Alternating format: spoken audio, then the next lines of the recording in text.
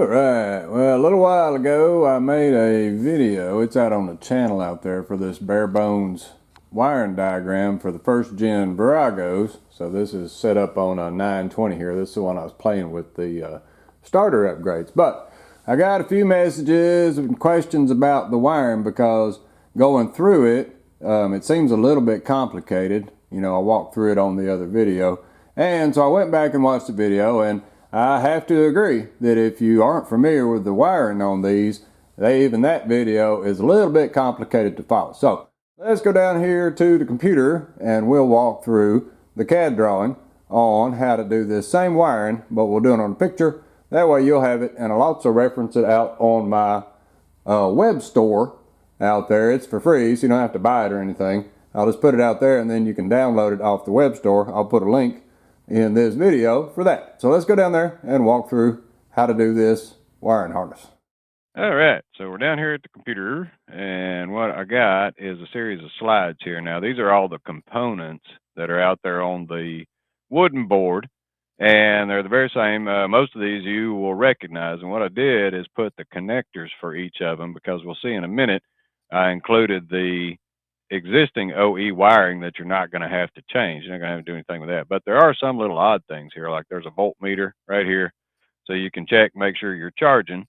And there is a momentary button. This is like the start button for the bike, and so you got to have a momentary button to trigger the starter. And then you also need a flip switch, like a toggle switch for the kill switch circuit. We'll see that in a minute. That connects up down to the blue relay, which is really important to get the blue relay and the blue relay's connector. Or you could use another connector. You're just going to have to swap the wiring colors around because it actually matches to the colors we need. The rest of this stuff you would recognize. These are the pickups and the starter and the starter solenoid and all that. So if we look at it, the reason why I did it in layers is because for the BMW cars, they actually draw their wiring diagrams out in layers. And it's really easy to follow. So this should be pretty easy to follow for anyone that's wanting to do a bare bones wiring harness for a 750 first gen or a 920. The only difference is the TCI. The rest of the stuff is exactly the same. You just swap the TCI over, and you can use the same setup for a 920 or a 750 first gen.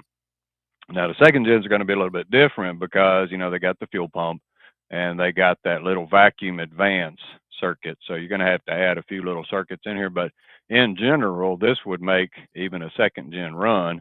You would just have to use your CDI and the trigger wire off it to tell it to spark. Let's look and see what we got on our layer. So as I add a layer, you can see here all of the green wires. These are all of the existing wiring that's on the bike. And so these, connect up from the wiring harnesses. They go to the connectors, and you can see all of those. So we're going to keep all of that stuff. And then we're going to start tying in to the other side of some of these connectors. So, for example, this wire here, this is the big hot wire that goes over from the battery to the solenoid. And then the same big old hot wire comes out and it goes over to the starter.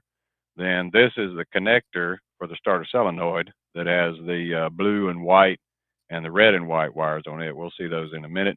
This is the little tether that comes off that big wire by the battery, and it's what's supplying the constant 12 volt down to that inline fuse. So you're going to want to keep that little fuse, and we're going to tie out of that.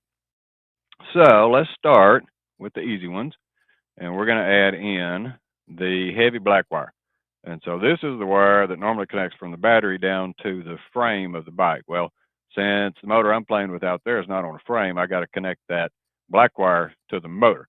But you would just normally leave that one connected to the frame just like it is, or if you're doing a bobber or you're doing something like that, you might have to move that black wire. But it also has a little tether that comes off of it. So the next wires would be the ground circuit. And so that tether that comes off of that, you'll want to run that wire directly up to the rectifier to the black wire.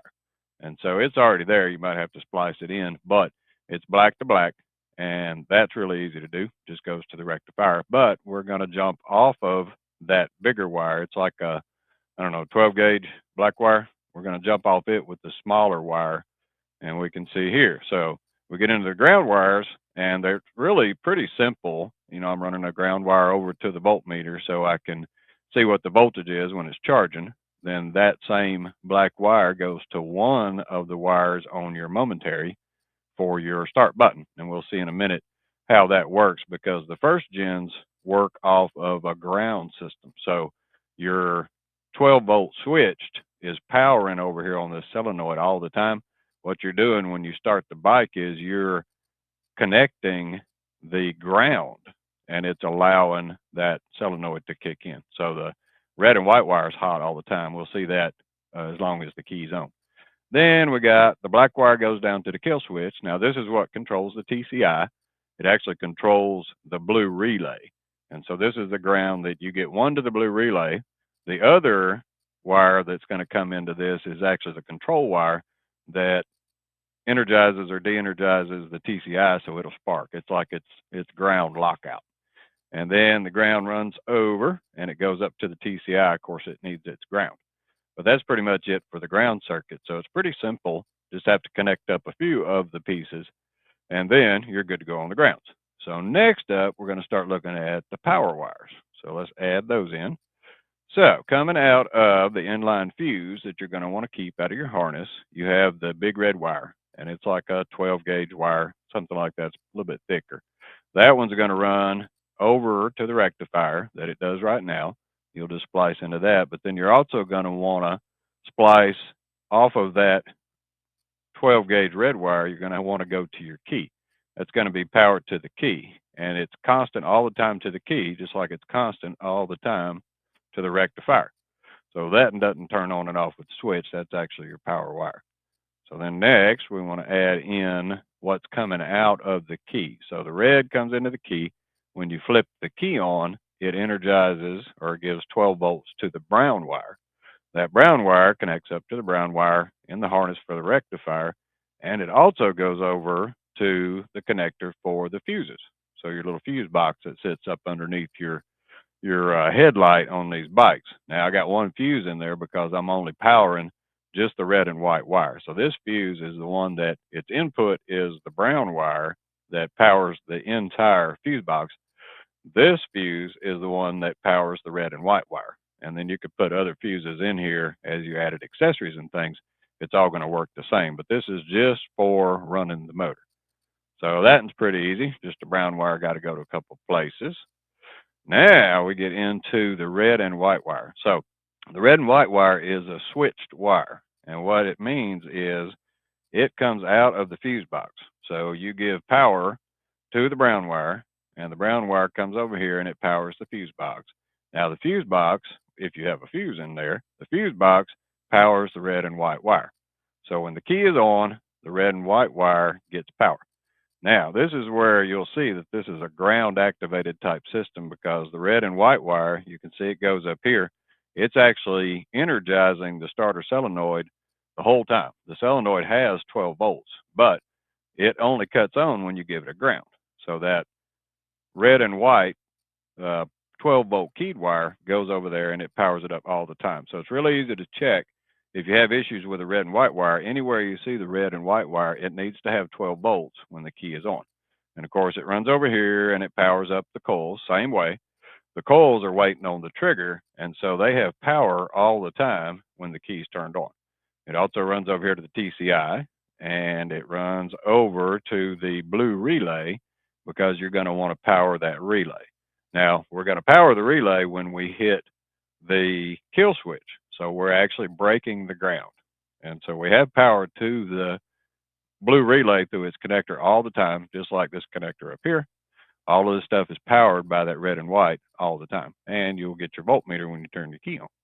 So still pretty simple, and you can see how they all tag along and they go in there. So it's not too hard even to wire the red and white wire, which is your main 12-volt keyed wire. So now we can move on to some of the control wires, and you'll see the next one I add in. This is actually the black and white wire that comes off the kill. So what happens is when you make the kill, you actually drop the ground to the kill. That's what opens this, because this is a normally closed relay, meaning it's got a ground whenever there's no power. So if there's no 12 volts and there's no ground to it, it's closed and it's going to ground that black and white wire to the TCI. Well, it prevents the TCI from making a spark if that guy is closed.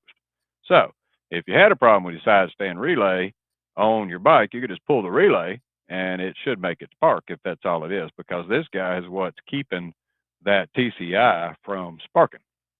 And you can see over here, here's a little diagram for it, how that thing works for the wire colors and what it does when it opens and closes. So that's your first control wire, is the black and white wire going over to the TCI to enable or disable the spark. And that's handy because you can hit this kill switch right here. You'll still have 12 volts going to everything, so you can crank the motor, you can do all kinds of things, but you won't get any spark until you flip that switch right there. All right, so moving on to our next control wire. Right here, we just added in the blue and white. Now, this is your start button wire. So, like I say, it works off of ground. So, the ground is always to your momentary button or your start button. When you press the button, it actually makes ground go to the blue and white wire. Well, it runs up here. The red and white is always energized when you have the key on. You make the blue and white wire. That's what drops that solenoid in, and that's what closes the big contacts that makes your starter turn. So you're actually using the ground side of this solenoid to make the starter connect up. The red and white are powered anytime that key switch is turned on. So really simple for that. You just got one wire that runs up to that. The next one is a blue and yellow wire. Now this is the control wire out of the kill. So like I say, you got the ground coming to the kill. When you make or break this wire, that's what flips the blue relay. That's what makes it open and close. This is the control on the blue relay. So it's energizing the coil. When it's closed, the TCI won't spark. When you give it power, it opens this relay and it allows the TCI to spark. So this is why this kill switch has the ground, is because that ground is controlling the ground side of the coil. As soon as you energize the ground side, because you got 12 volts constant running through this red and white wire, as soon as you close the ground, it opens the relay and it allows the TCI to spark. So a little bit complicated, but you can see on the wiring. And like I say, if you use the connector for the blue relay, the wires are correct. The wire colors are correct. You just have to wire them up the same way that the colors are. So now we're getting on through all of that. I think we pretty much got everything connected up except for maybe the coils. So let's look at those real quick. So yeah, we got the rear coil. Now it takes the orange wire, and the Haynes manuals are wrong.